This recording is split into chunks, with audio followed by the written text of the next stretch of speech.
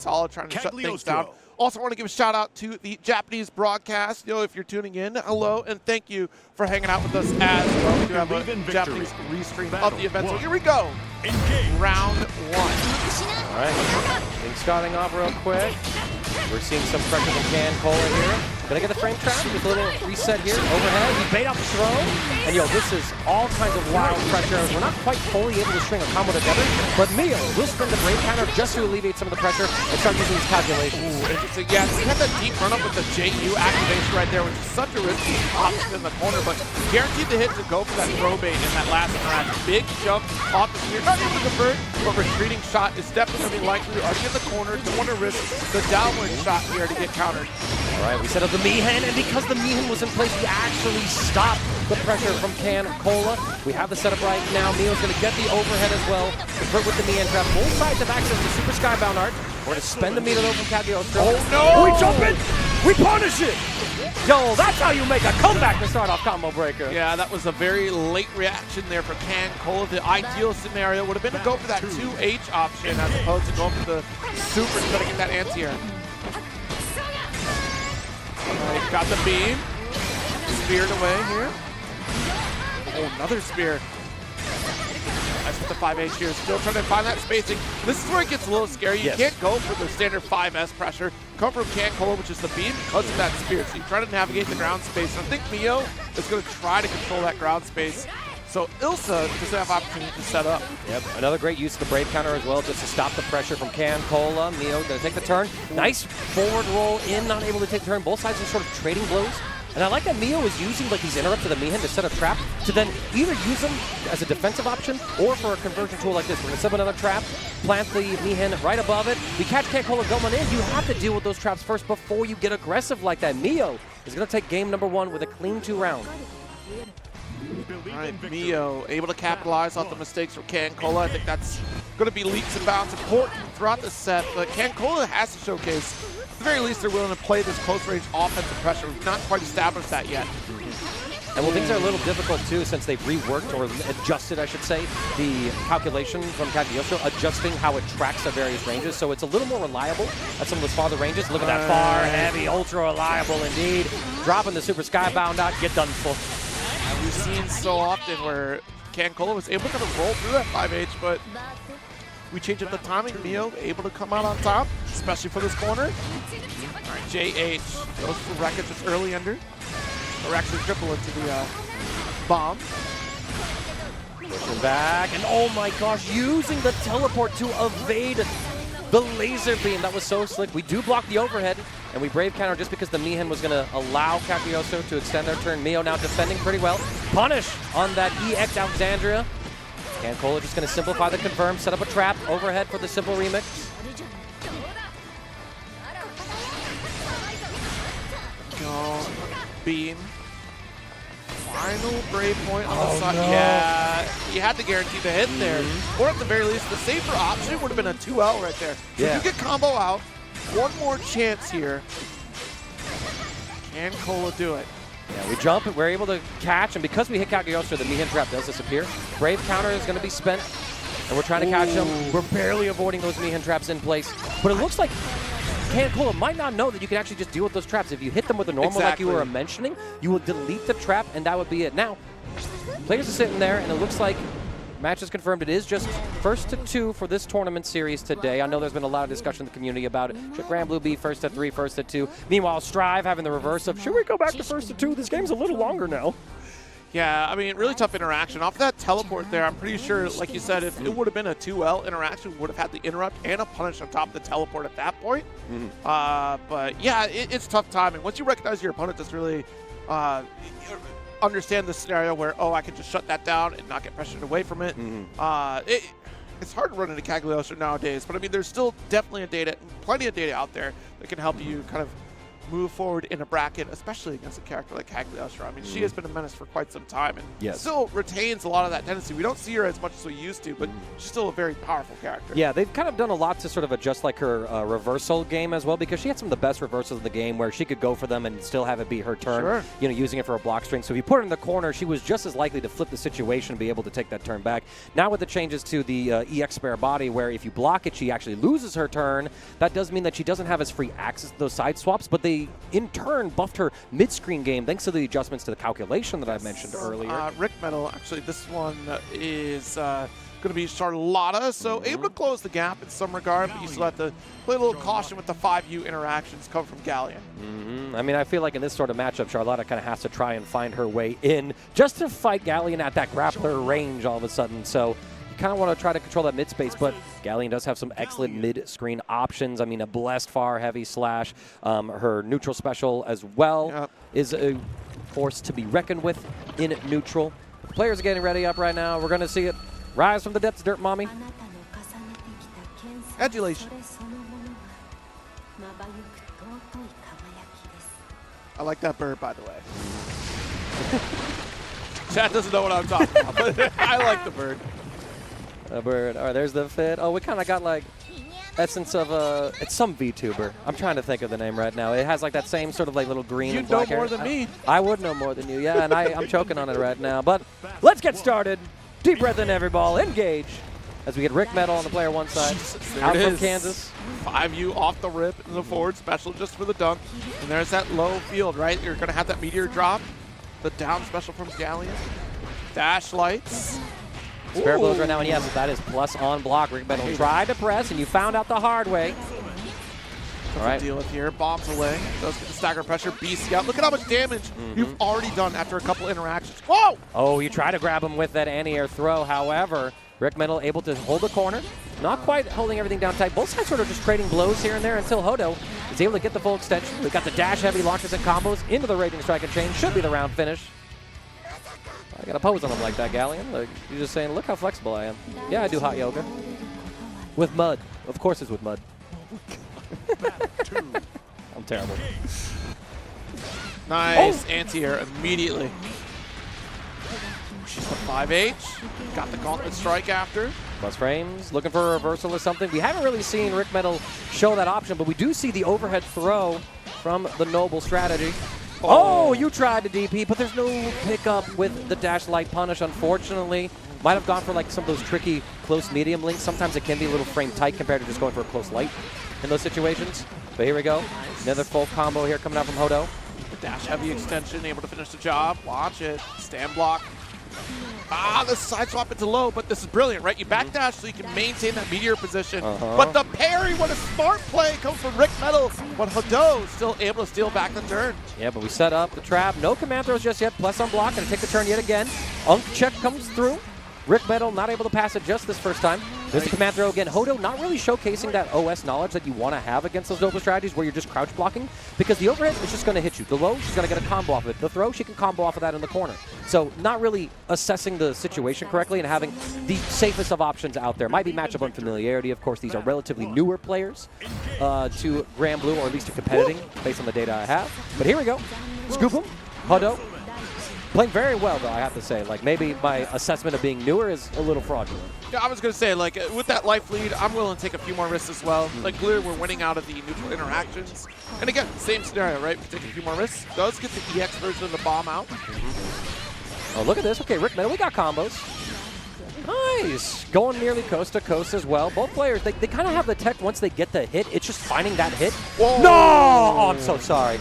Oh, that's ugly. Tragic. Yeah, that was supposed to be a noble strategy to close the gap, but... All right, anyways. I jumped the DP. Why didn't it work?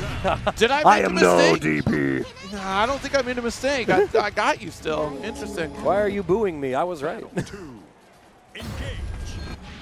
All right, and scoop. Again, so quick for those anti-airs. Yeah, I might be using the simple input. I would love to be able to know if players are using like simple input versus traditional input methods, right? Just to see, are you cooking like that? Granted, if you look at the side of the screen, you see that good indication you just saw from Hodou, then that's when you know if it's simple input or not. So Ricmetal going for the simple input pickup right here. But like I mentioned before, you get combos off this command throw in the corner. So Hodou, when you see that noble strategy come out, you just need to start crouching low, and that's why you do it. Otherwise, you could just lose the whole round. Drop the super skybound out. Excalibur! What a pickup here. Ricmetal certainly going to capitalize on the mistakes here coming from Hodou. Final round of game number 2. Nice double strategy, and it's going to avoid that 5 years. You're not going to get the knockdown. You already see the commitment from Hodou, so that means a punish from Ricmetal. Oh, we stopped short. Back throw incident, we catch. Not even a punish as well. Ricmetal just didn't block after we recovered from that option. Hodou's going to get a second one down. DP bait, and I mean, you got 2 of the charges in place as well. How are we going to optimize this combo? I mean, that's as much as we get off that first one. We could have gone for the second gauntlet, dash heavy, side swap. That's not the routing we want. Actually, let's talk about. We got the ultimate gauntlet. Plan B worked out just fine. I was thinking we were going to go for the rock setup here because we had one more rock there. But we did a little bit of side swap, dash H. And honestly, great audible to go for the ultimate gauntlet to wall bounce there anyways and finish the job. So we had a few options on our plate here in terms of finishing the round, and Hodou definitely going to do it. There's Virum in the background going like, look, that's a pretty fine Galleon, I'm sure. Right, yeah, no, this is a precursor, a foreshadowing to what the rest of this pool might look like. Because if I remember right, Virum is playing in this wave of pools, no? Yes, he is. Yep, he 10 is 10 a.m. runner. Yeah, so he's one of those runners up here, but we also have, actually, this is from last year's notes. That's funny. Wow. But I think Zane is also playing in this wave of pools, funnily enough. C3. Like, but it's just like, I saw the note of Zane and was like, I don't know if that's this year, bro. Right? Like, he's in my way for 2xKO. Okay. Which is funny. We're in the K. Here's my notes. We are here now. Riazo is in this wave of pool, so we'll likely be seeing them a little bit later today. I think Xerom's in this one too. I saw Xerom warming up. Yeah, right. So Xerom, Great Miner, Amara is pulling up here as well today. aRBy, Josh DL, File Pro, KTD, Semi Elsa as well. She's going to be in this wave of pools. So we're going to be seeing some of those killers a little bit later today. And like you mentioned, Xerom is playing in this wave of pools. He's in the 241 block of pools along the likes of MechWarrior, Virum. Yep. Virum is also in that pool. I've heard Virum's here, Yeah. I thought I saw him running someone's fade with Galleon I don't want to talk about it, okay? I think it. you're going to stop talking about it. Don't insult me on the stream. No, I'm not insulting you. I'm just saying, man. It's unbelievable how bad I was. It reminds me of like a whole situation where it was like Frosty Fausting some years ago for Dragon Ball FighterZ, and some poor lad was calling Hikari. I'm like, that is not how that is spelled. That was you, wasn't it? It was you. I wish. It was self-report? Self-report, yeah. I pulled off the rubber mask and now that commentator's career is done. But here we go. Urchardan. You did it like the Death Note. I didn't know it was so light. What do you think this notebook is right now, man? I've broadcasted all these Just players. all according to Keikaku. Keikaku. But here we go. Yeah, Siegfried versus Sheesh. I mean, this matchup I feel like is pretty nice for Siegfried in terms of the types of anti-air options we can have against that empty hand. I think that's going to be pretty important here. You have that Glorious Fireball you mentioned. Of course, 2H is always a great tool. Being able to convert off of dash heavy, especially with airborne opponents, is going to be pretty ideal. We'll see, though. High risk, high reward. Or some might say low risk, high reward if you're playing Sheesh. Sheesh. All right. I like this. I kind of like the little internal meta that's in my brain of like, all right, are you mask on, mask off kind of Siegfried guy, right? We're going to let those luscious locks flow out, showcasing that sleek gray hair with the red eyes. That's a pretty sick Siegfried costume. Colorway. I like this colorway. I like this a lot, one too. But here we go. It matches Tori-no's outfit. True, right? No, he's got the whole theme. Yeah, he planned this out, right? But let's see if the USA's fashion sense can keep up with Canada. All right, wake up DP, first interaction. Got to represent it early. Oh, the install. Yeah, you mentioned it earlier, dude. Just so much more usage out of that install in general, right? Especially how it lasts the entire round. But that's a launch. No, we could have had we could have gotten a lot more right there. I was expecting the combo to end with the super skybound art, then forcing a death for game situation, but Urchardan leaving some damage on the table. 6XL does get the full confirm, is what I would have said, but I love that. We see the combo drop to go for that Thunder Flash. Both players being hyper aggressive with their defensive choices, baiting out the throw with the Gateway of the 6. Or Gate of the Demons. 6-claw execution, Gate of the Demons. I gotta fuse those together. Gateway of the 6. I got it. Sorry, man. For anyone who played in that 6 Sam Show format of Yu-Gi-Oh!, I'm sorry for the PTSD flashback I gave you. Oh, what a 5U. Right, off the wall, full combo here. Just going for the lights of the reset. Could have got one more rep, I'm pretty sure, before combo limit. Possibly so, yeah, but it works out. We get a heavy counter hit reset here. Tori-no going to be in trouble. There is that Skybound art. Urchardan going to be able to put Tori-no in Almost, I guess, for game situation. I think you survive one throw. Kill throw, yeah. Oh, now it's for sure going to be year-round. Just needs a touch. We can be patient. We have all the life in the world. Oh, no way. And the Thunder Flash, too. Killing him with style. All right, she's a showgirl. She's a show. I like this. I like this. She's popping off here today. Elliot said, this is not how my adventure is supposed to end. I need you to go back to character select. I need to go back to character select. I think there might have been a case where a button was misdone here. We're going to see what's up. Looking through and just double-checking various settings. So it looks like Tori-no might have accidentally not set his buttons correctly. I'm not sure what he changed. I wasn't able to find something quite right there. So he's just going through, resetting the buttons. Y'all, it's super important. Double-check your buttons, you know. Man had a button check, and he's like, hold on, something's wrong. But it's okay. You know, like sometimes it happens. Especially, I can't stress enough, if you're showing up to like these big major tournaments and they put you on stream, and maybe you've never been on these streams before, or maybe you're just like nervous about people watching you, because you start thinking about like, what are people going to say about me? What are people going to look? I don't want to look bad on stream or anything like that. It gets in your head a lot. And I can speak from that because in my first few years coming out to majors and trying to be a competitor, that got in my head the first couple of times, and it took me a while just to get over those nerves. And that could very much happen to anybody out here. So, but you just have to remember that, hey, you're the brave soul who pulled up unlike so many others who avoided coming out here. Oh my goodness, what a challenge there from Ukar. Oh, I thought we had like a nice little bait there, but we followed up with the close slash. Trading blows right here. Urchardan is doing really good at just keeping this pressure going, resetting the opportunities here as well. Oh, 2M, but no confirm. Install activated. Oh, out of range. It's okay, though. Nothing off of it quite yet. Oh, big opportunity. Just goes for the heavy ender. All right. It'll be interesting to see the 5U ender off of that there. Nice DP, stealing back the turn. Just needs a single touch. The JU. Nice. Let's go, Tori-no. You took that moment of character select. You fixed up those buttons. And now you're cooking out there, my man. Let's go. He's way too dapper to be going 0-2. Oh, trying to go for throw there, but still out of range. Button from Urchardan. Ooh, stagger to heavy. Those lights. Stay safe. What a tech. Good call out there. 2M, got the spacing. Great jumping from Tori. Urchardan was in that brilliant position where he couldn't go for that 2H anti-air. Just easy peasy. All right, both sides sort of trading blows right now. Not really following up with that Okun stance. We catch him with the dash heavy. Not quite. Slow down! Slow down, Tori. Take your time. No, let it rip. He got the hit. Let it rip. Stop with the dash heavy.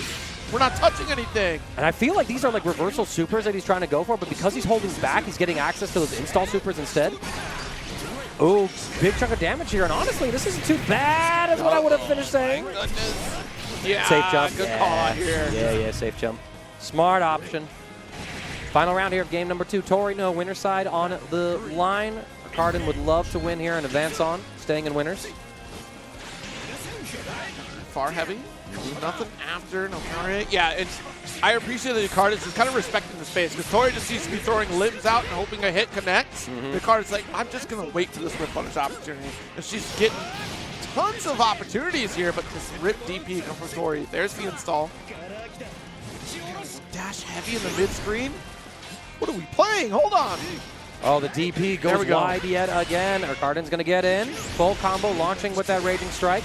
I imagine this is going to end with a Skybound Arc just to keep the Brave Point economy equalized and put Tori-no at a 2-point threshold. Throw territory. Oh, it's a wrap. Urchardan not caring about the potential of a DP. Going to slay the red mage. Urchardan, she advances one step further. Is that? I couldn't see it. We can't see it. We can't see it. I think it's a 6. I think it's a 6. It is? I think it's some 6 It art. looked like it was 6 art. Yeah, right. Like it very much looks like the fit that she has going on for her 6, actually. So Could have been. could have very well been that one, but congratulations to Urchardan. She's going to be advancing on the winner's side of the bracket, representing Canada, as well as Canada deserves to be represented here. You know, like I said, Canada is going to take America in anime games. It's just what do you want me to say, right? Nature of the beast. Nature of the beast. Let's have a nice day out of this event. I'm trying to remember if he is. I know Hubert's here. Hubert here. Oh, I got to double check. I didn't see the listing for Hava out there. I could probably double check. I saw Hava tweeting for sure. And if Hava's tweeting, probably in the Twitch chat right now. Probably so. Let's. Yes, indeed. But yeah, No, Have a Nice Day's registered at least. Okay, at least registered. At least registered. I know that's been the case for him sometimes, unfortunately, where he's registered, but then something comes up and he's not able to make it out. I hope he's here because he's always been such like a strong talent who has, for the most part, kind of like been like a demon online, but has not really been able to translate that success more often than not to the offline environment. And I would love for him to sort of break out of that and finally be able to bring that online success into a regional like combo breaker. When else indeed. But I can tell you what else right now is that we got a celebrity guest pulling up for these 10 a.m. pools. It is none other than UK representative, legendary commentator Virum, who is solely a player this weekend. So for those of you who might not know the story, he was unsure if he was going to be able to attend Combo Breaker or not, was able to figure it out, but by the time he did, the commentary applications were closed. So I was like, you know what, I'm just going to show up and play. And he's looking kind of, oh, yo, that camera weak? Oh, he's always a showman. He knows. Because what's crazy, he 10-0'd me in casuals. It was like, yeah, there's no Galleon on my level that you're going to fight. I said, okay, all right, my bad, bro. He's him today. Sorry. His opponent, of course, though, Kitsuka, pulling up from the US of A with the 2B. So we're going to see if Kitsuka, who plays in a bunch of games like Street Fighter 6, as well as Tekken 8, is going to be able to showcase the power of 2B, of course. But Virum, very excited to see what he's able to show for us as a player. He doesn't have too many tournaments on record, only 23, but a 59% win rate across his 113 matches played. So, I mean, this man knows his games. This man has the hands. I'm very curious to see what his tournament run this weekend looks like. I mean, can you imagine the storylines? If this man goes the distance, gets top 8, be like, yo, why is he commentating? Why? I mean, he has that caliber, right? He is a very strong competitor here, has a great understanding of the game, and oh my god, but everyone is equal in front of a 5H from 2B. All right, gonna plant the rocks, take the plus frames, set him again. I love these spacing traps there from Virum as well. You saw Kitsuka trying to wind up, but Virum has the full confirm. Gonna be able to get plenty of damage and just using the follow-up as well for the Okizemi. Finally, we're starting to see the strike throw gameplay. Catching Kitsuka, not able to get the full confirm. Oh. Look at that spacing though. It's going to avoid the BC anyways. It's brilliant because he had the backup of the rock to set things up. You got one more for the combo to finish. Not going to need it with that 2H to close it out. And that's the thing. Spacing traps are so key in this matchup, especially for Virum here on the side of Galleon, because it opens up so many damage opportunities. Ooh, caught the backdash with the 5M. Okay. All right, grab him, throw him on back. And I mean, we have seen Virum in a couple of tournaments. For example, he did play at EVO France last year. He got 33rd out of 440 competitors. So this man is good. This man is no slouch in Granblue. We're going to see the Raging Strike and Chain pickup, dropping him down. Kitsuna gonna have to see if he's gonna be able to survive the situation. Too far away, the ultimate throw perfectly in range, and you get the follow-up as well. I think we had the wires special coming from Kitsuka there as well, which is gonna be slower started because that ult. It's a nice little finish here from Virum, who's in complete control. Like, what are you doing? All right, I'm trying to see, what do you do against Virum's Galleon? That's what I want to know. Good God. Meteor drop here, gauntlet off the wall, dash light, close out for a reset. Full combo here as well. Gonna add on some extra damage with the Raging Strike. Nice low, wanted some man grab. Still gonna get caught by Raging Chain.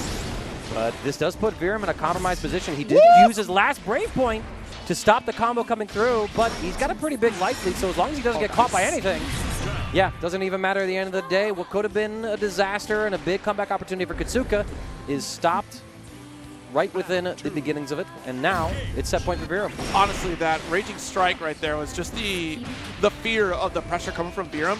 Likely supposed to be that Brave counter, and just since nothing was there, Virum wasn't expecting a Raging Strike to come out at all, so that's probably the only reason why we got hit. But does dunk for the corner. So one more time, another 2 down special rounder. Watch it with the dash heavy, 50% on our side. Could spend the ultimate reset to get the finish. 2-0 victory for Virum. GG. GG's, and that might have been the fastest set that we've seen so far today. As Virum, I mean, he's looking real slick. He's got the shades, he's got the hair.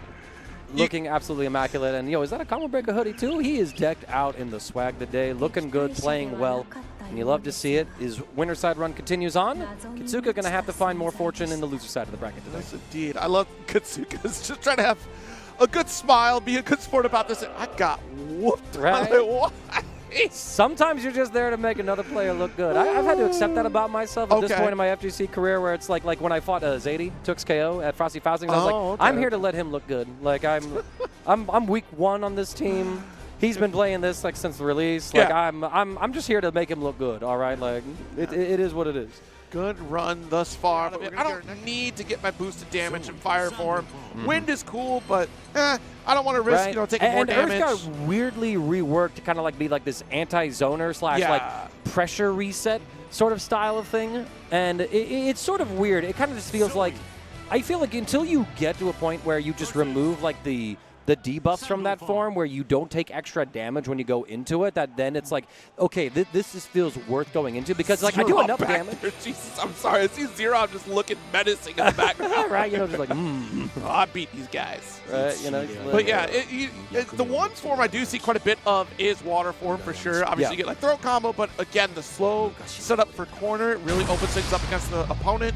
So we see a lot of that, but we're opting for Zooey, of course. Semi fooled us with the button check like we thought. So Zooey is another character that received plenty of buffs. The potential character, I feel like, she has a lot of great tools. We've seen even the likes of Koji Coco repping Zooey for a good period there. Getting things started off. Semi taking control of the mid screen. Going to use that sweeping breath to put Sora into the corner. Catch him with the 2U though. And we're fighting back slowly. Still hanging out with that light form. Oh, we thought we were close enough to get in with the Lariat, but Semi's going to get Hodou confirmed. And yeah, both sides actually not quite able to establish the full lead. Oh, that was almost nasty with that forward evade. You said judgment?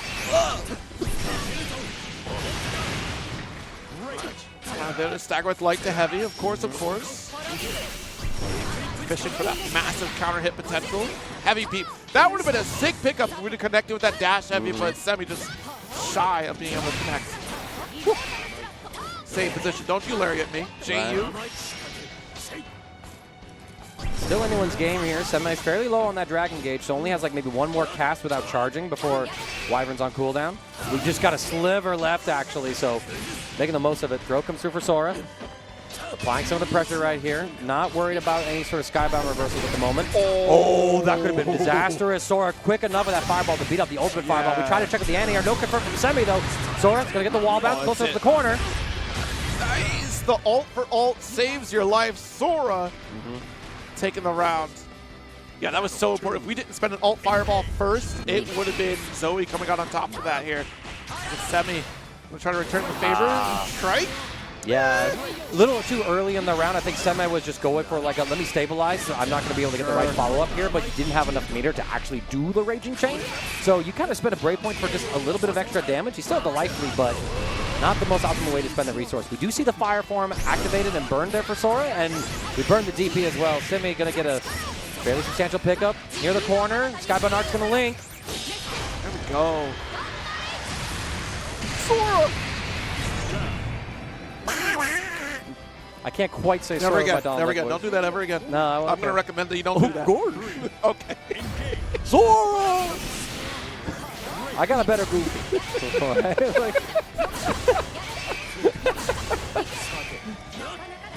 Oh, God. Who converts? Ford at 150 coming through. Welcome to the Midwest. Yeah, somebody got Sora boxed up in this corner right now. Not quite able to connect with that. Brave counter spent. Okay, Sora able to take some of this mid-screen. Both sides spinning brave points. You wake up with a evade roll. That's a pretty high-risk call out right there, and you do get caught and punished for it as Semi takes game 1. Believe in victory. Battle 1. Engage. All right. Ooh, I feel like we had a punish opportunity there, unless I don't remember my frame data. Always a possibility. Wake up mash, I like this. Fire applied as well, so Sora trying to use those fire guys. Nice. Got that ultimate DP out of here. Late tech, still able to take our turn with the 2-win. Interrupted on the ultimate lariat as well, so Semi's going to get the full pickup. Sora losing the meter.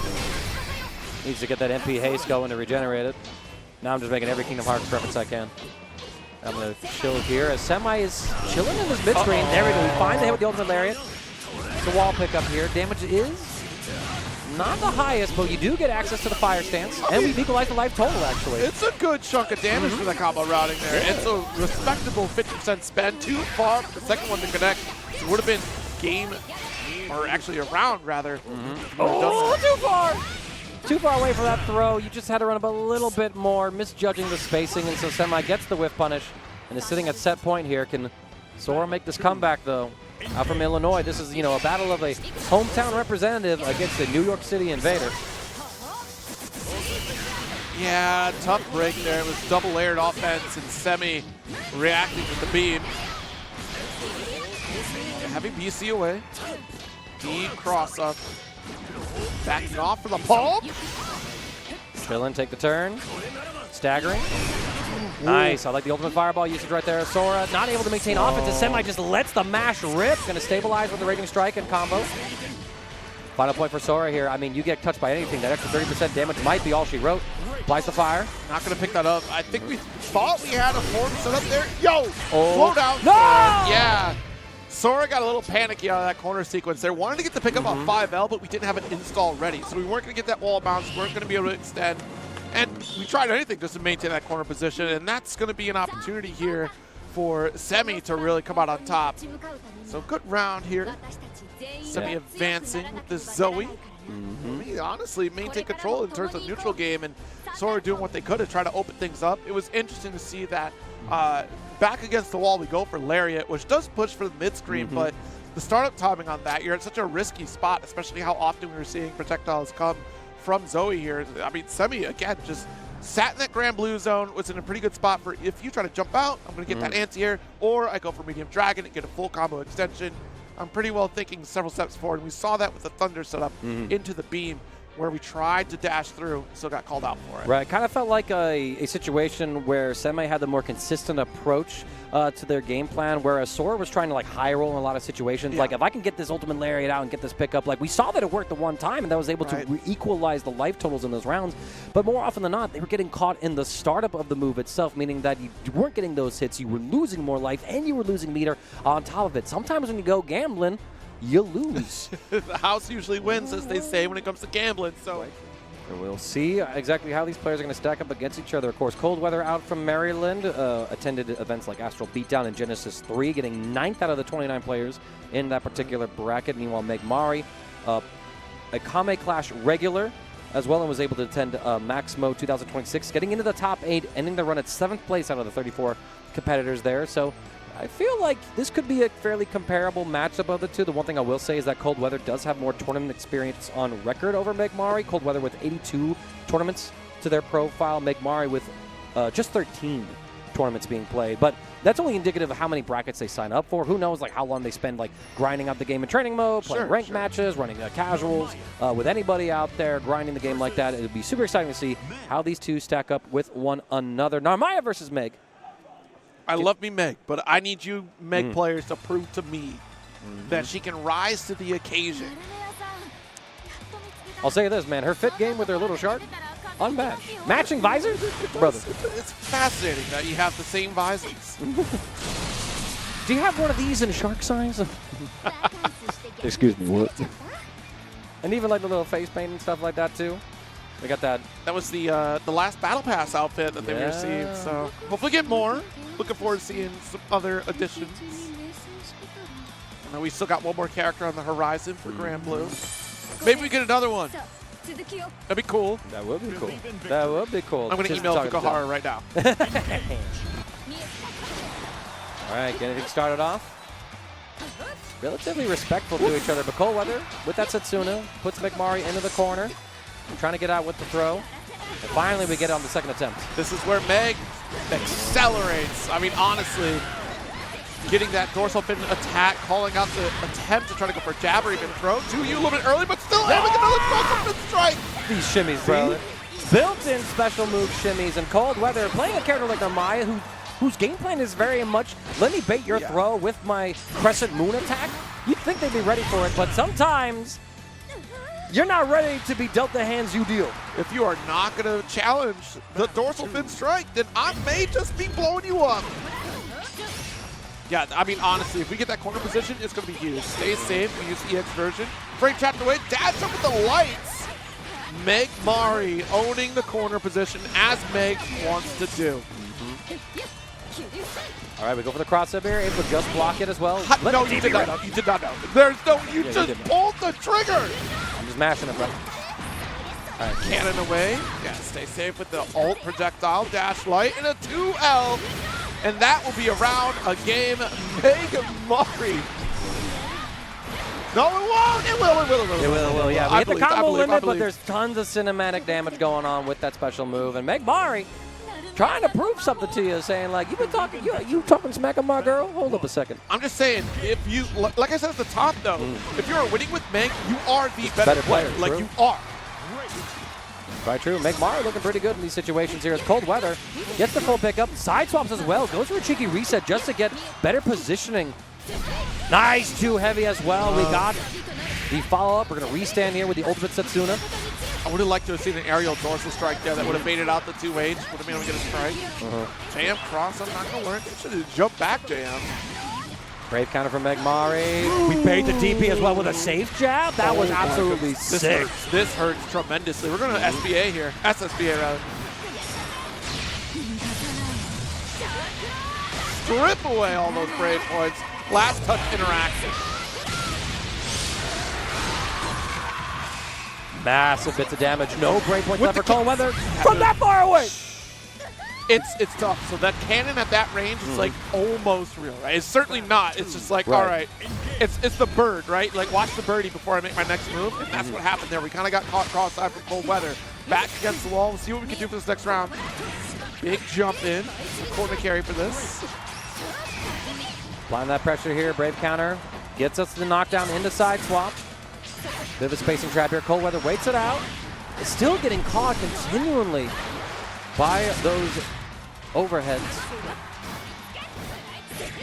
And now we have the corner position here again for MechWarrior.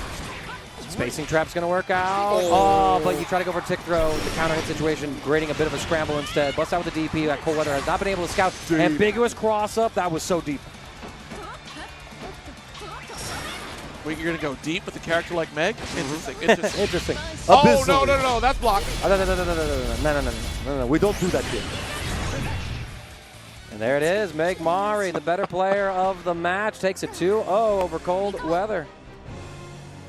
Meg is terrifying when your back is against the wall. That's one thing I did not talk about at the beginning of the set, was the fact that, look, you get that corner position, that's where she excels. That is the game-winning condition for this character, and she can run the set. The moment you get back to the mid-screen, things are going to be fine. And I kind of guessed that Narmaya would have the upper hand in that regard, because you have Setsuna kind of interrupt that mid-screen.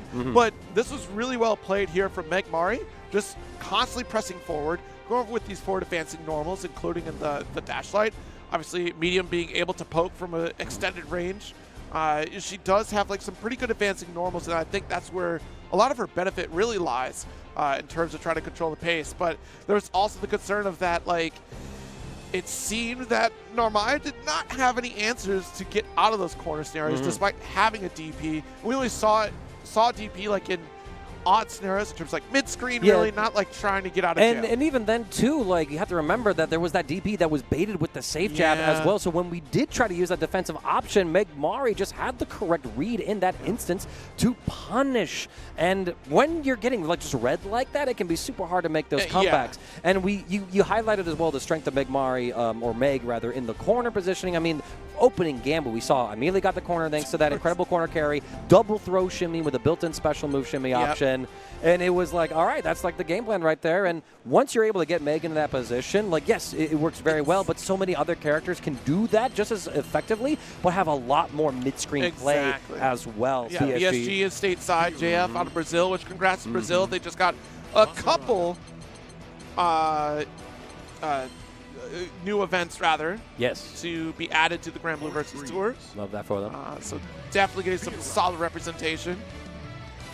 It's good to see that the FGC and the larger scale events are expanding across the world, getting more opportunities for players who might not have the opportunity to travel to places like Europe or Asia or the United States, right? Opportunities to play as well. But I mean, shout out to Aciechan pulling up here all the way from Poland to play today. MechWarrior, though, coming in strong with his Vaseraga. Already has a Oh Soul my Forge God. applied, and it's going to be quite the combo here. Yeah, tried to poke, and Vaseraga charged up with the heavy. Nice call out. I don't have to worry about Luminaria. BCOA. Shoulder check. DB, What but you yeah, that's armor. Woo! Throw to punish the dodge attempt. Bust out again with those lariats. I mean, that's the scary thing about Vaseraga. When you have him on wake up, it's still his turn, and you got to get strike or throw.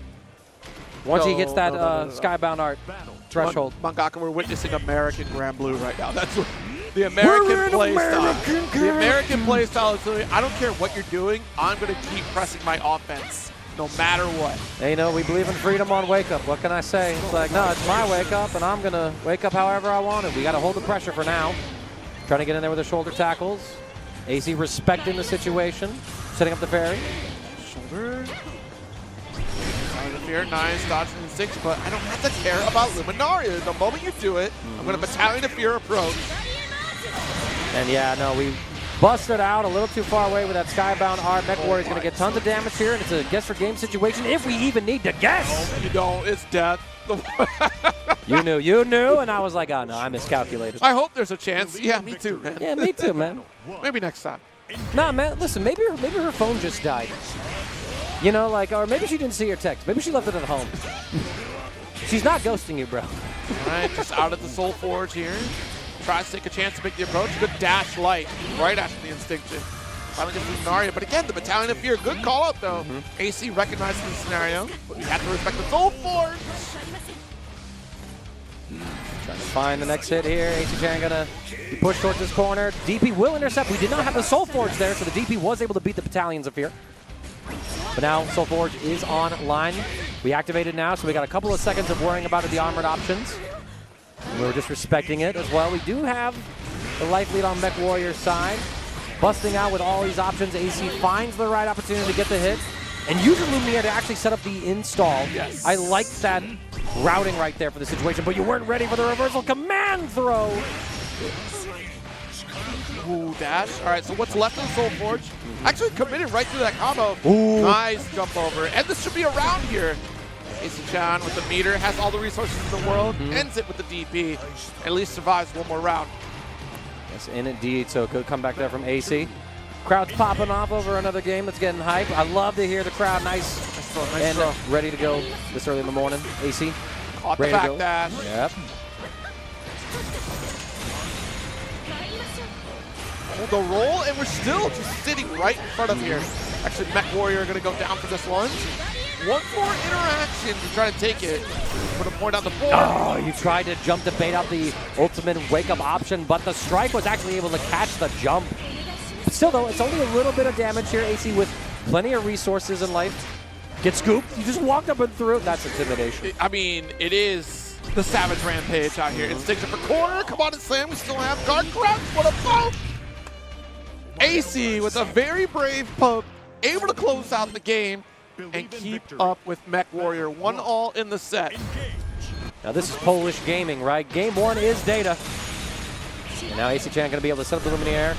Looks for the get-up attack, able to clean the anti-air with that 2H as well. There we Baits out the go. throw. Okay, AC is in flow state. And honestly, you go for the neutral jump because you don't want to get ultimate command grab. So it's a great decision from AC. Trying to get the cross under.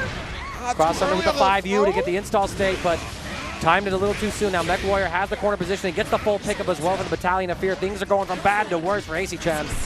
Yeah, back against the wall with Vaseraga. It's a nightmare scenario. You see it time and time again. Good stand block. But still going to be a guard crush. AC will fall this round. Okay. AC started off with a blitzkrieg of options, and now MechWarrior, just from that one missed opportunity from that 5U, was able to snowball the entire round into a Vaseraga victory, saying thanks for the corner. Cool with the roll. I'll take the throw, please. Offense maintained. We spend a break point. Have the Soul Forge. Gonna be able to battle it out with this neutral, intercepting Aciechan, trying to like interrupt before the armored option could get online, but it's not quite working out. I can't believe we did the jump back there. Right. I thought the light ender was coming for that Savage Rampage. Nothing doing. Sometimes, man, you gotta represent options. Okay, I get it because we've been shoulder tackled before, so we want to go interrupt DP, so that makes sense. Jump in, command grab. What a call here from MechWarrior. It's only a little bit of damage, but it does give MechWarrior the time to drop the Soul Forge, and you're winning these neutral situations again as Aciechan is trying to be the first one to get the hit, but it's not working out. Baits it out this time to Nice. get the punish. That was such a good adaptation from AC, recognizing I can't beat you to the punch. I need you to overextend instead. Great decisions here. Oh, the stagger, raging strike, SSBA, Aciechan just stole around. Final game, final round. It's good to see a competitive set between these players. Aciechan did not come all the way from Poland to go down to losers this early on. Got the cheering here for Aciechan. Let's see if he can finish the job, though. Nice. Tap it to throw. Luminaria set up, looking for a challenge. Nice. Unblockable scenario here with the grounded normal. Watch it, watch it. The command grab was betting it was going to be a strike. Let's get thrown this time. Guard crush off the heavy. Again, the guard crush. I looked like we tried to DP right through, but Mech slowed things down with their alt instinct. Once again, we get that ultimate command throw out here, just trying to win the situation with iframes. Watch it. Guard crush. The command throw reset as well. Aciechan is in a get for game situation. Chip kill is off factor. We bust out with the SBA, and MechWarrior waits it out and takes victory in an amazing set between the players today. So, MechWarrior stays alive in winner's side. Aciechan going to be sent down into losers, but I imagine that there's still plenty of fight left in Aciechan. I mean, the adaptations were really good. I feel like we were trying too often to beat Vaseraga in those neutral situations before the Soul Forge could like be activated and then armor through. But then we had moments of like, all right, go ahead, lariat at me, battalion those spheres. Cool, thanks for the punish. Yeah, I think a lot of those interactions did really lead to the fact that at the outset, AC really wanted to take command, like you said, but that means that's going to be more opportunities here for MechWarrior to really kind of counteract and really try to absorb some of those hits, do a ton of damage. You're the one making mistakes, so we turn the tide. If I can get Luminaria set up, I know how you're trying to beat it. It's always going to be that Battalion of Fear. So I love the fact that we kind of reset the timing of Luminaria setups. It would reset, go into DP, and then we'd have additional challenges after that. We started calling out what the setup would be for MechWarrior. The adjustment was on point, but when you're going up against Vaseraga, a single mistake could cost you upwards of 60% of your health. Yeah. Metera. Where's the lie? I'm just trying to think about it. It's like very controversial. Well, no one's talking about it right now. No, right, but people are like, yo, why can she do all that? Why not? It is fascinating to see how strong Metera can be at any position on the screen. 5L is a great button. Of course, she does have a lot of great projectile options to kind of keep the opponent at bay, make things very difficult for your approach. And I think that is kind of the crux of the situation. Once you get in a full screen scenario, it gets very tricky to close that gap. It becomes a resource game, a battle of attrition if you have the health to try to survive and navigate that spacing. Some of us from the vanilla era are just like, yeah, you know, business as usual. But it's one of those things, like you said, we keep looking and going, wait a minute, hold on. Like, now she gets ult, that can push us away. Now she has, you know, ultimate butterfly, can potentially do so much damage. But you want to talk about potential damage, Percival is certainly that character. One of those characters I feel like that is falling off the wayside a little bit here. Definitely outshined a bit by some of the cast, but still extremely strong with his own right. I just feel like we just got so good at this game. True, right? I mean, that's always the interesting thing about how metas develop, right? As the player level improves and increases, what strategies work and what strategies fall to the wayside. HexTengu, though, starting off fairly strong here. Got third at Midwest Mid-Specs, actually, in 2025. aRBy has a bit of like a streak right now of 65th place finishes, right? This happened to them at CEO, Column Breaker, and CEO Taku. So trying to break the 65th place curse here. Starting off pretty strong with the Metera. Going to be able to get HexTengu into this corner. Knock down with the butterfly, detonate it. PC away. Nice. Power Bunker not going to connect here. One stock left to do it again. We're so close to victory, and you tried to 2U. HexTengu will gladly challenge those lights. All right, that's a round one victory to HexTengu. Looking solid on the Percival so far. aRBy, though, able to get the zoning set up, trading fire blows as well. We're just adding in the stocks, and look at that, the fireball from Percival. Maybe one of the few fireballs I can think of off the top of my head that can sometimes contest Metera in those neutral situations. The spot dodge is going to cost you as HexTengu gets the counter hit in the following situation. DP combos, spot dodge. You have the dodge and you missed the punish, man. Was you so excited that we got the dodge. Can't believe we got the dodge. It's crazy. But still got the victory. HexTengu going to send the Super Skybound, or Skybound out rather. I keep adding S's to these things, or removing one. Yep. Skybound Art closes it down. HexTengu up 1-0. Believe in victory. I mean, you know, HexTengu, again, making some deeper bracket runs as opposed to aRBy, who has had this streak of some sort of like upper end finishes, but not quite in that elite echelon just yet. And even the win rates as well. I mean, HexTengu across the 39 tournaments that he's played has a 65% win rate. aRBy, with the 44 tournaments he's played in, it's a 41% win rate. So not quite able to find that success just yet. HexTengu! Nah, I'm so mad. I'm so mad. You're out of You're like JU and then out DP. I'm only negative if I'm a coward. There it is. Leap. I'm surprised. I thought a GP was about to rip after the 5U. Swear to God, HexTengu going to get shot for that one. Actually, the explosion, the old butterfly too. Quick lane. Spot down. Actually, not even close enough for that to connect. Yeah. Quick enter for that corner position. Gonna get in there. Oh, but aRBy able to fight his way out. Trying to find the next opportunity here. We're gonna steal a quick stock. Spot dodge. Perfect dodge on that Brave counter with the hard read. aRBy not ready for that situation. We look for it again, and this time we immediately adjust. I like that from aRBy. However, because it was a 5L starter, aRBy spent the Raging Strike and Chain, and now Metera only has a single Brave point left, so every time HexTengu gets a hit, it was going to be 30%, but now it's an extra 50% since you're stripped all the way clean of your Brave points. Side swap, we checked the block button. Actually, that was a just block. We reacted to that in time. Holy smokes. Okay, HexTengu still achieving victory here. And honestly, the bravery, the audacity to keep trying to bait for those raging or brave counters coming from aRBy. And good on aRBy to not give it to HexTengu. All right, so here we are. Does give Butterfly, but not able to convert anything. Here, just trying to keep the distance. Hop doesn't connect, but the low certainly will. All right, we're trying to find the next hit here. HexTengu pushes aRBy into the corner. The spot dodges are coming through. Up throw. Command throw is an option, and as I say it, manifest. All right, nice little install. Does have meter. 3 with the flip. Nice. All right. And I like to set up the Ethereal Seal. And just trying to take the pressure here. We're going to disengage, avoiding the fireball. HexTengu have the right idea trying to chase aRBy in the air, but the skies belong to Metera. So does the round and a game. aRBy up 1. Nice. Starting to see some more back and forth sets from our competitors the deeper into the brackets we go, which you would expect, right? Like, you're starting to get like the seeded players that are recognized talents and they're running into each other. They had a couple of warm-up sets, you know, against some of the newer faces or some of the underperformers, you could argue. But now HexTengu has to find a way to get through this whole field. There it is, the whiff JU into the DP yet again. Here comes the 5U pickup as well. HexTengu just needs to keep aRBy in this corner. Looking for that Brave counter, but aRBy holding on with this defense. Oh, they traded? Was that a wake-up seal? I'm not entirely sure, but HexTengu has aRBy in the corner. 2M, no confirm. We check him with the match. The throw so far away. HexTengu now at set point.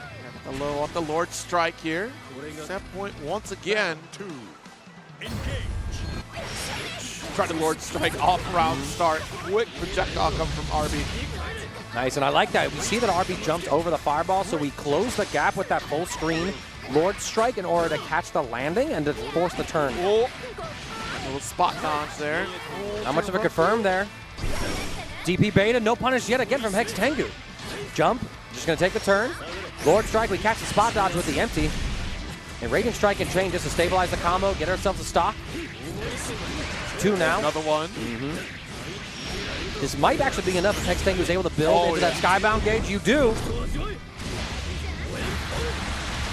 What a play. HexTengu showcasing the power of Percival throughout that set here. I'm telling you, like, yeah, it's a tough matchup when you think about that toolkit for Percival, but HexTengu certainly made it look like a pretty fine matchup to deal with.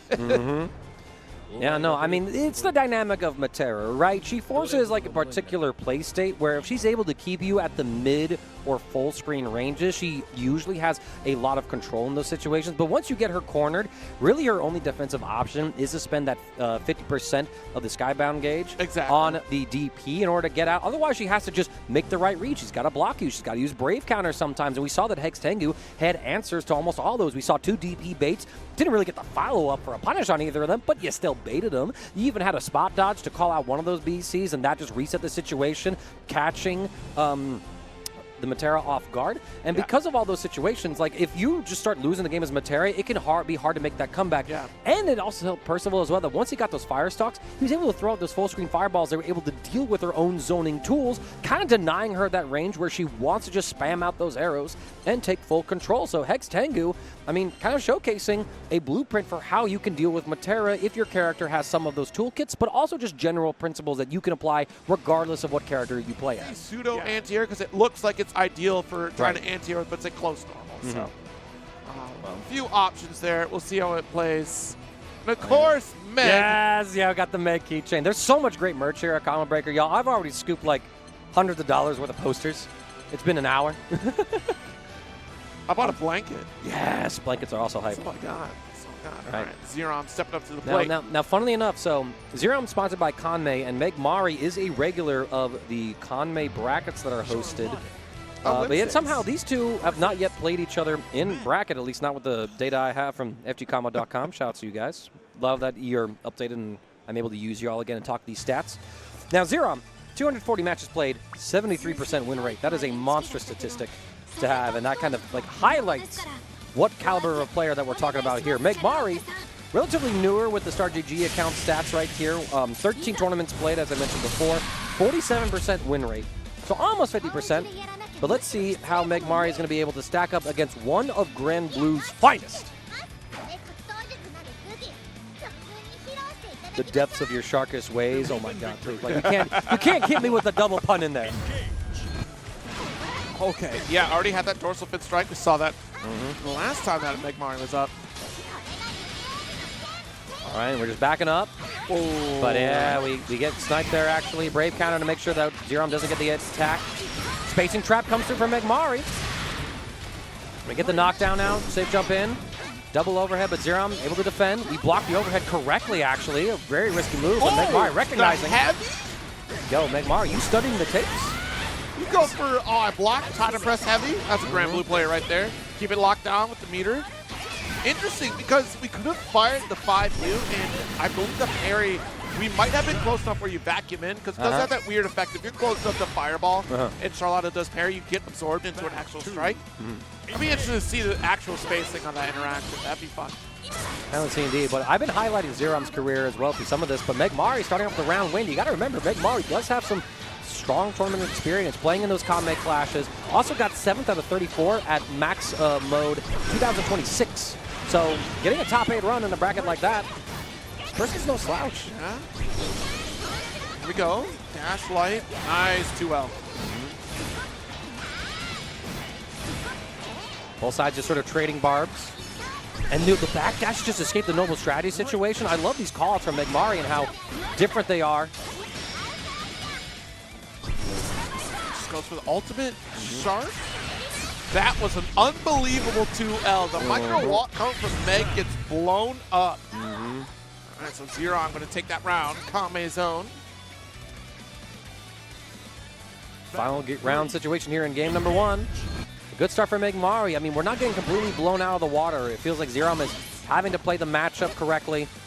And MechWarrior, of course, doing the same. I mean, like I said, some of these tools from Meg makes it pretty easy. Not easy, I shouldn't say easy. Like, a little more manageable against Charlotta. Beautiful backdash and the dash light to try to get the punish off of the helm splitter there.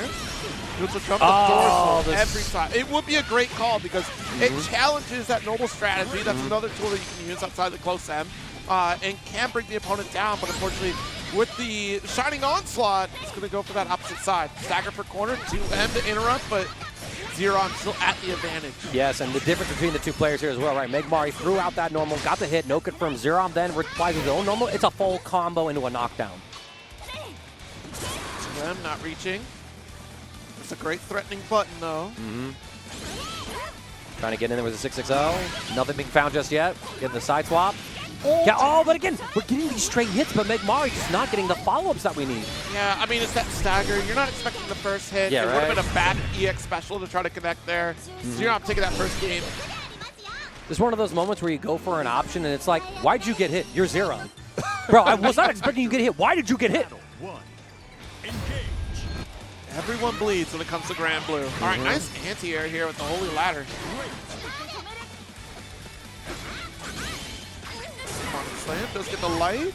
Oh, what a spot dodge. Not going to work off that forward special. Retaining this one. Xerom defending appropriately, even fitting in his Joe's just blocks, just to make sure we get that extra meter generation. Shane got that corner position here. Off the wall for this one, too. Yeah, now you're in a guess-the-game situation. For real this time. You take the second throw. Watch it crossed up. There's the throw, but it's a bag. Better to keep the corner Another here, one? but we'll get there's Throws? the back throw. Am I Granblue? Watch it. Oh, I thought a 2H would have been coming out there. I thought so too. That was a clean 2H position. You were sitting right on top of Meg, so that certainly would have been a beautiful counter hit opportunity, and Meg would have gotten that corner position again with a massive combo with that back special corner carry. Yeah, but at the same time, I think MechWarrior is just trying to OS between like the options Xerom could be presenting, right? Because sometimes you look at Charlotta and it's like, okay, you jumped. Is that a normal strategy jump or are you just high jumping? Back special, the stagger and the heavy, the micro walk to showcase it. Spot dodge. Xerom is already ready for those situations. Scouting it out. Well, that's a super. Xerom trying to finish the job. Oh! No, reset! All right. Maybe that was why we did it too, right? Sometimes if you go for those resets and you're thinking, okay, the combo's gonna go like this way, wait, why is it like this? You suddenly like create this mental stagger in your opponent's mind of them trying to reassess the situation. So that's why you might see like a high-level player like Xerom go for those opportunities, because instead of like, I don't think this is enough to kill, or hey, maybe let me just make sure that I got this in my back pocket. Let me make sure I can know how to do this one right now because I got a big lead. I'm comfortable right now. So let me just make sure I got this bit of tech and that I can access it on demand, right? Because rehearsal in bracket is also very important. It's one thing to do it in training mode. It's another thing to do it on the big stage. Live, yeah, the live part is a big factor, especially when you're trying to change things up a little bit here. But Xerom has been tried and true with Charlotta for half of a decade now. Which is crazy to say. It's been out that long. Right? Yeah, it's been out that long. It has not changed Charlotta ever since her initial release in Vanilla, and I don't suspect we'll see any change in what's not. But we're going to get a little bit of Cagliostro up on the screen, coming from Elsa. Of course. And MechWarrior returning with the Vaseraga. Yes, yes, yes. And of course, Elsa, one of the prolific faces of the Granblue Fantasy versus competitive community, hailing from Houston, Texas. She has had quite a career of character crisis, I would argue. She was a near player when the character was like top 1 of the game de facto. Right. And since the character's nerfed, she's kind of been trying to expand her character pool to sort of cover various matchups. She's namely playing that Cagliostro, but does have that Pocket Catalina as well. We're going to see her start off with the Cagliostro, and we'll see if she's able to like have some great success this tournament. I'm hoping that she's able to make that run and get one of those medals early on. She did not really have a strong season last year. She was still great, right? But yes. She won Slashback in 2024, but this year she got 9th place there. She was able to get 4th at Texas Showdown, 9th at this year's Frosty Faustings, right? So always hovering in that top 8 spot, but not quite able to go that distance, get in those grand finals, and get a tournament under her belt. Again, MechWarrior, though, again, being a TMN Neo regular, getting top 3 in that bracket, would love to have a breakout performance, but you're up against Elsa this early on, and I mean, she has tons of history with Blue Sky guys, so you got to match his level of play with this character to compete with Elsa. I mean, you look at the caliber of player that we have now. You're talking about that performance record from Elsa last year. Just think about how the landscape has changed entirely. Like, look at this Vaseraga outplay. Here we do get a little bit charge control for it. Does put Elsa into SSBA range, and with this 5H, not going to get the full conversion. Tries to throw bait, the high opens up. Elsa going to steal that round. Yeah, just drops the Skybound art as well to secure the kill. Game 1 is still in progress. It's round 1 for Elsa. But still, I mean, a little bit of back and forth, but she's very much stabilized, right? We got to see earlier how Aciechan was trying to deal with MechWarrior's Vaseraga here, and Elsa being quick to the punch, able to interrupt at some moments here, but there it is, the Mihin MechWarrior trying to make a call out with the forward evasion, but double Mihin a little too good. All right, does the command grab here. Yep. Just cancels out the punish opportunity. Oh, Dashlight does get the interrupt. Watch the heavy. Good recognition from Elsa. And I mean, the recognition as well, Elsa seeing that MechWarrior is going for those high swings and just instantly ready to press a button. You know that she's been in training mode, labbing her reactions to train that reflex so that she can win in those situations. Come on and slam. Corner carry. Oh, welcome to the jam! You set it up, MechWarrior spiked it down with that charged heavy. Armor! The big windup too, just believed. Can't believe you ran into it, it's your fault. Yeah, I mean, genuinely though. You gotta let that ultimate seal do the work. All right. Yeah, right now it's these normals from Cagliostro doing the work. I like that we're seeing MechWarrior using those stance from Vaseraga to clear out the knee hand traps in place. The stagger comes through and the spot dodge just to shorten the recovery so you're able to get the link and follow up here. We'll see if Elsa wants to lean into any 5U tech. Kind of has been throwing it out very quickly and early on and recently got buffed so that it has a little more hit stun, block stun, right, giving Cagliostro new combos, better pressure. But Elsa showcasing she doesn't even need that. Secure victory here. Yeah. One little blunder there. But who'd have thought they were going to go for a full charge heavy at that position and then it would connect. What a play from MechWarrior, yet still Elsa, she comes out on top of that first game. Shoulder check, Battalion of Fear. Watch out for those hexes. Nice spot dodge from Elsa with the side spot to boot. Standing her ground in that corner, right? Using that additional coverage that you have to try to find your way through these low hexes here. 5H, Bloom does get crushed. All right, trying to take the turn. There we go. Scoop him. But now you're at Cagliostro's ideal range. Look at all the traps that are placed in the calculation we're able to swing with. But MechWarrior closes the gap with that Battalions of Fear. Gets the full pickup. Is it enough to get the kill? I don't think so. We got to go for a reset. Look for a reversal. And there we go. Finding with that 5M. A little psych out with that 2L too. 2M rather. Whoa! And there it is again. Elsa's so ready with that trigger finger to whiff punish. Dash up, get the throw before the Miyo can even connect your diabolical girl. Nice BC out. Jesus. All right, dash heavy. Good respect. Those lows, the Instinction just blast right through. Even though we got speared. Oh, this is going to be that punish on the super. No, it's not. A little bit too far. Yeah, and even then, too, the super vacuum MechWarrior into an ideal position to get the punish. Things get a little sloppy. Still not able to finish the combo. MechWarrior, you had opportunities to get the kill. No. Oh, no. That man, MechWarrior, had 3 different opportunities to end the round white there and threw it all away. That is so unfortunate. And that could be a set ender right there, too. Just the mental damage of, why did I go for that super right there? Why did I drop that combo? I should have won that round. You have to get it out of your head. Focus on the situation right now. You could do it again, MechWarrior. Close it out. Scramble. It was the scramble that got a little messy here. Elsa, she comes out on top, trying to take the lead in this final round of game number 2. Okay, and MechWarrior is playing fairly composed here, I have to mention, so. Good teleport. Yeah, good, but the Battalion of Fear gets punished. You're able to deal with the knee hand trap. Oh! Quick jump at the punish as well. Elsa too quick with those reactions. MechWarrior not out of this one yet. BC, it's down to his last point. Scooper. Right there. Crush. No, big jump in. 8. Tries to go for Oh! a combo. That'll do. You were so sneaky, Elsa. That was too clean. Going for the jump, and you see Cagliostro jump. You see the yellow flash on her body. You're thinking, side swap teleport, I'm blocking cross up. No, it was a Mihen trap, EX Mihen trap to stay same side. You saw MechWarrior walk forward into the Cagliostro that stayed on the same side. That's some mix, that's some tech. Y'all, if you want to level up your Cagliostro, watch Elsa. Steal all the tech that she puts up. That was sick. That was insane layers coming from Elsa right there to get the opener in. Quite the round to advance in this bracket. We're certainly going to see her once again later on. Absolutely. But man, up next, going to get a little bit of a change up here. We got KTP on Versusia. Character I haven't seen in quite some time. Character that Elsa did have a period of play as well. Up against Semi. We saw Semi a little bit earlier on the Zooey. So but looking at our competitors today, I believe that this is a winner semifinal match, so this should be to either get out of pools or to have one more to get out of pools. In the meanwhile, KTP, I know I have my notes on him. Once I can find the correct pool to get. I got you. Both players are out of pools. It's a matter of who's in winner's side, who is in loser's side. So I was right on that one. KTP out from Tennessee, getting 17th at Slashback this year, 9th at Texas Showdown, so just missing that top 8. Semi, of course, out from New York, that Iron Grid 43 regular. And I now know how to read Roman numerals. Thank y'all earlier. Let's get into it. Big jump and start here from KTP, already corner position with install, grenades away. And look how close we got with 3 dash lights to put Semi on notice. Oh, too far away. You want to make it close. Going so well.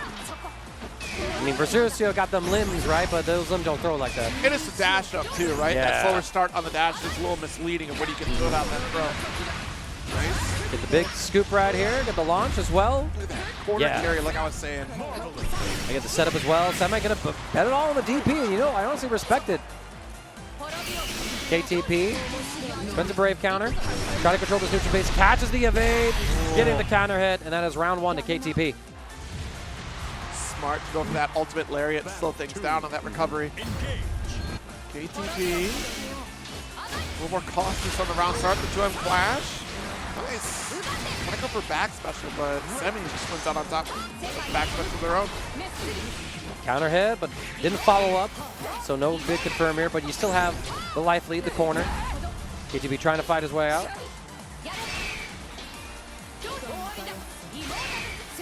Barely managing that Dragon Gauge. Just taking a little bit here and there. KTP looks for those opportunities. Close to the gap, has the Nirvana. We go for the follow-up. Looks for another reversal. Semi all adjusting the defensive options. Not going for BC, not going for DP. A little spinning slash there. Interrupt the approach. Yikes! All right, Semi. Tons of resources, but no Dragon available yet. The Raging Chain. Close to the corners we can get for this combo, and certainly we get that position here. All right, we're in it now. Set up the lightning as well. Block the BC, but the throw comes through. KTP just chooses to mash it out. Yeah, Semi tried to go for a shimmy there, but was too close for comfort. Oh, the shimmy this time. The first time KTP went for that mix, we went for the throw. We've gone overhead, and then we go for the empty jump into the backdash to bait it out. Great layering of offense, but it's not enough to get the kill. Not yet. I was almost wrong. You were so right. You were so right. I was like, dang, Makaka knows those. Block. But you tried the throw bait, and it doesn't work. KTP with the patience of a saint on that one.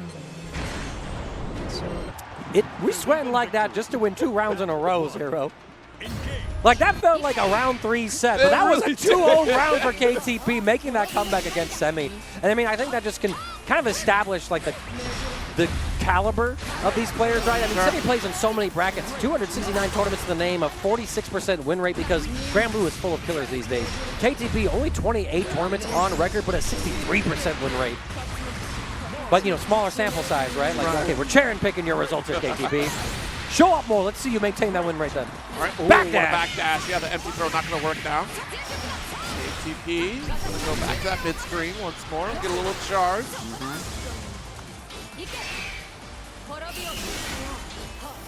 Super Skybound art available. Dragon Beam. And look at this. I mean, KTP just more than happy to play this slow and steady. Semi trying to find the next hit, and you got too antsy, not respecting the ultimate pillar. Yeah, the pillar, you got the grenade there, and I'm pretty sure that it's not going to work with the heavy beam attempt that we have put there. KTP with a great reaction. And well, I mean, KTP too, just playing so defensively, right? That Semi's like, you can do something, you can do something. Okay, I'm just going to keep throwing stuff out. KTP like, I'm waiting. You're getting comfortable now. And there's my chance. The trade, if it goes KTP's way, I'd argue because he got the sweep for the knockdown, but Semi wakes up with that DP, resets the situation, still has the corner advantage. But despite the fact that we've had KTP in this player 1 corner 3 rounds in a row, Semi has yet to win one. Tossing dragons, a little charge with the thunder. Medium, no pressure though. Almost out of that Dragon Gauge. KTP tries to weather the storm, it still gets caught with the dash blade. Should convert to super. Does so. And that's a round for Semi on the board finally.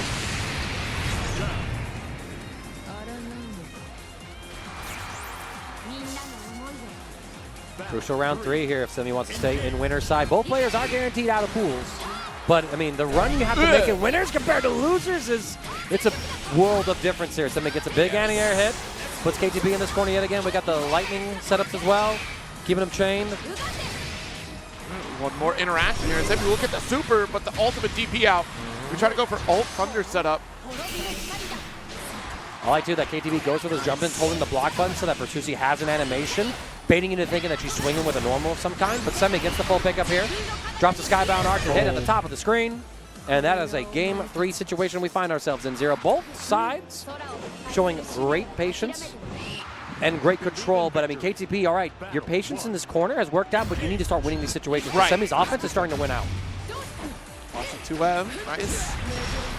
Lights into the corner we go.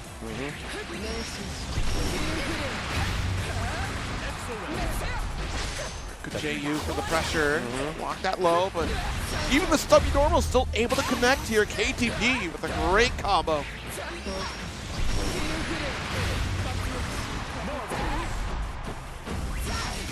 Just to get the install backing away. No follow up after medium.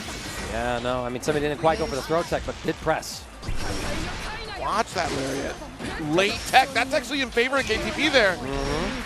And now it's a chip kill situation for Semi, who somehow is perfectly spaced by the orb. Catches with that sweeping breath. This is a hard comeback for Semi to make. I mean, KTP just needs to make Semi block something. Whoa, Even the better. ult DP does close it out here, at least for a round. Looked like Semi trying to set up Dragon in that corner scenario. Closing the gap. 2M is going to connect into the knockdown. Oh, look at that heavy. Huge. Full pickup as well. We didn't have Nirvana for the follow-up, but we closed the gap with a vertical spinning slash. Oh, the fireball checks the jump. KTB now has Semi in the corner, and we're starting to see that KTB has been able to win when they're on the defensive. Semi, can you do the same? Nice. Took the leap. Another throw. Threat's real. Got the install. One final touch is all that we're looking for. If it would have been just reaching chain, I think that would have worked out for you.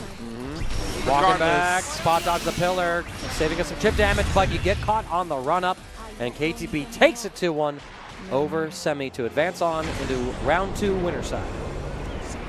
Great run here from KTP, and a great showcase of just how potent Versusia can be on offense. It still is a very viable character, in my opinion. Like, yes, like you mentioned, you have to change up how you're using those specials. She doesn't get to use them for free anymore. But that's kind of like the Belial nerf in a way of just like, Belial just doesn't get infinite my turn. You have to be a little more conscious about how you're trying to pressure your offense. You have to kind of structure things a little bit differently, and you have to be more reliant on particular follow-ups or things like that. And you still maintain a lot of the character's strengths too, right? Like, you stop being like a pressure monster, but instead kind of became a hit confirm machine where he's still able to force his turn a couple of times over, but you're not stuck in the copy pasta that I shared with you all those years ago, my dearest brother, however it began. I still have that saved somewhere on my computer. Somebody does. I guarantee it's already being shared in the Twitch chat right now. But highlight the statistics as well. Virum, 23 tournaments on record, 59% win rate, very strong. 138 tournaments on record for Phonics with a 54% win rate. So both of these players, plenty of tournament experience. First time encountering each other. Who's going to get that first win? Is it going to be Virum pulling up from across the great ocean? This matchup is going to be very interesting because I feel like Eustace has a lot of great tools. Going to challenge against Galleon at a full screen position. The set play is where it gets a little tricky because Galleon's changes makes her so much more powerful than what she used to be. So I feel like Galleon can kind of come out on top when it comes to set play, but you got to respect some of that Eustace set play, especially when it comes down to rat race potential, great calls to at least slow kill to try to mess around with spacing. They both have interesting interactions when it comes to spacing out against the BC. So we'll see if that comes into play here as Phonics closes the gap. And there it is, like I was talking about, the spacing, very important here for Eustace. Right, but here we go, Galleon able to find the next hit. We take the plus frames. Tech to throw the first time around. Both sides not really getting like that first big explosive hit. Sort of just trading back and forth, but it's Virum who's at the positional disadvantage, being in this corner positioning, not falling for the first throw bait. Spot. Oh my God, Phonics aware of that situation. Why is it dead even? They're just trading. That's the skill level of both the competitors here. Does get the ult follow up here with close combat. Ooh, a little early on that too. You wait a minute. Okay, we got some setups right here. We catch Virum jumping as well, it looked like. Just caught, not blocking. So Phonics, once he got that initial hit, just was able to snowball the rest of the way through. We'll see if Virum is going to be able to tighten things down. Just what a heavy dash, like interrupt. Rad Race, Virum walking into it. The blue edition. All right, nice slow kill, but the challenge with the 2L. It's my turn. Get off of me, please. Dagger pressure right here. There's the normal throw, catching Phonix. We set up the seal on the ground. Catch him, no quite confirmed. Spot dodge, not going Virum's way. Wake up throw. Yes, SBAs. That is unfortunate. That's a full punish on reaction to the super. Oh, the throw What an shimmy as well. overhead. Yeah. Going airborne right. We saw Virum go for that throw, thinking it was a shimmy in there. And Phonix, I mean, just the set play, absolutely clean. And kind of feels like Virum a little bit nervous on defense. We saw that early BC, that whip because of the spacing. The reversal super as well, trying to catch Phonix. We'll see if Virum can tighten up the nerves here. Well, here's the problem, right? You can't get that set up anymore because if you go that full screen, they're going to keep firing away with Flamech Thunder. Yep. You're not going to go for those 5U interactions because it's too far away for you to connect with it. I've dodged so often. Command grabs finally come into play, yeah. Yeah, Virum did not go for any of those in that first particular game. Might have just been slowing it down and saying, okay, Phonix, are you scared of the command throw? Or are you going to respect the command throw, right? Oh, the jump, no punish there. Virum lucking out, honestly. Flamech Thunder's going to create some space for Phonix. Rat Race buys him time to approach. Does apply BC immediately. Gauntlet for plus frames. Nice ground bounce with the ultimate bomb. Nice. There we Full go. stupid pickup right there. Virum gets a very clean round on the board as well, having that control on offense. And it makes me forget how much chip damage we're actually doing. Because I looked up and was like, I think we're good on this hitter. Oh, no. You have no help. You have been dying, right? That's like the thing about fighting Galleon as well, right? Even if you're just defending against her, she's still chipping away at you and able to do tons of unnoticed damage. Way to put it. Watch the GP, it. you're crazy. I love it. I mean, Rat Race is applied. It's a great time to slow down the recovery. You see that the animation's still going. BC not going to work this time. Good block. No throw bait here. Yeah, respecting the spread shot. Spacing though. Tech the throw. But Phonix with a faster normal able to win that situation. These shimmies. Nice spot dodge there. Trying to poke out, trying to catch. No way! Yo, this easy input reaction. My goodness. Hooked on Phonix for that one. Fantastic play there as Phonix takes us to a round point. A set point, no less. Virum able to check the approach. Plus frames, there's the BC from Phonix. BC back from Virum. Neither side wanting to let the other use their tools to get those advantages. We're trying to close the gap against the Flamech Thunder. We blocked the sweep as well from full screen. And now Virum's going to get a big combo, put Phonix into this corner and into the guessing vortex of Galleon. Especially with these rocks. I got another one for you here. I love the change that she's able to get these multiple seals down and is able to just rotate through the options several times over, just giving her extended pressure tricks. It's such a good change for the character. Backing off here, all breakpoints down and out. Good spot dodge from Phonix. We get a touch. I'm assuming it's an immediate super spend just so we can build up a breakpoint. Oh my god! Wait for it again, Virum. That quick trigger finger on defense coming back to bite him again as Phonix going to cash out with the Skybound out, forcing Virum down to the last breakpoint. In fact, both sides only have the 1 point, so next to 30% damage on the table for both characters.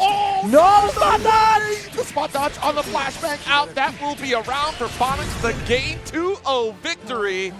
Phonix, you want to talk about spacing traps?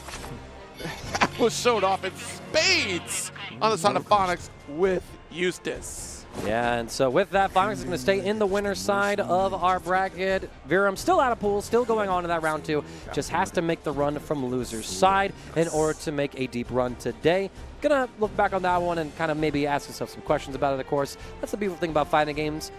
When you lose, you can turn into future victories with reflection and with focus. That's why I like to describe FGC as the martial arts of esports or gaming, because it's very much like, man, I blame me, no one else. Like, no teammates to blame. Exactly.